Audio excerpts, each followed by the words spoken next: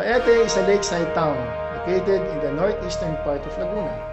Along the slopes of the scenic Laguna de Bay, the Spanish friars Juan de Plasencia and Diego de Oropesa, both of the Franciscan order, founded it in 1580.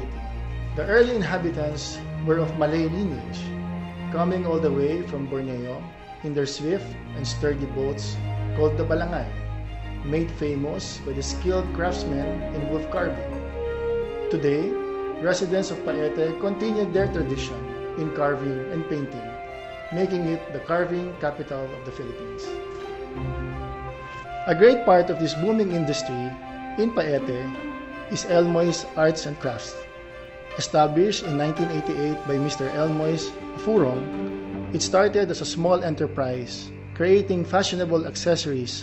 Noong 1987, unti-unti na na-develop sa akin yung idea na kinakailangan magkaroon ako ng sarili kong identity.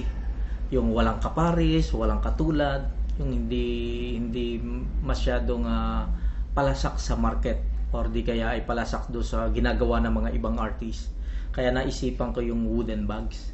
So 1987, pinakikita ko doon sa mga friends ko, tignan mo itong ginawa kong bags, tignan mo itong ginawa kong bagong idea. Nagustuhan naman nila. And then after 6 months na develop ko, tiniray ko sa market. And then pinuntahan ko dyan sa Mabini. Naglalako ako dyan, pinupuntahan ko yung Tesoro, Vizcara, yung mga market from na beginning pa noong 1970s pa na alam kong dinadalhan ng mga taga-Paete ng mga produktong handicrafts. So, tinaray ko kung wood yung dala ko. Sabi niya, ang ganda nito. Sige, bigyan mo ako ng 1 dosena. Bigyan mo ako dito ng kalahating dosena.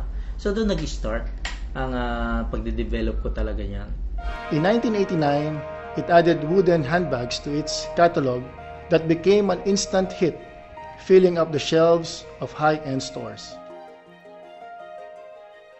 Year 2000, after 10 years, nagkaroon tayo ng isang award at binigyan tayo ng pagkilala ng ating pamahalaan para do sa tinatawag na Marketing Excellence Golden Shell Award. Kaya nabigyan din tayo ng presidente ng isang karangalan upang kilalanin yung ating disenyo.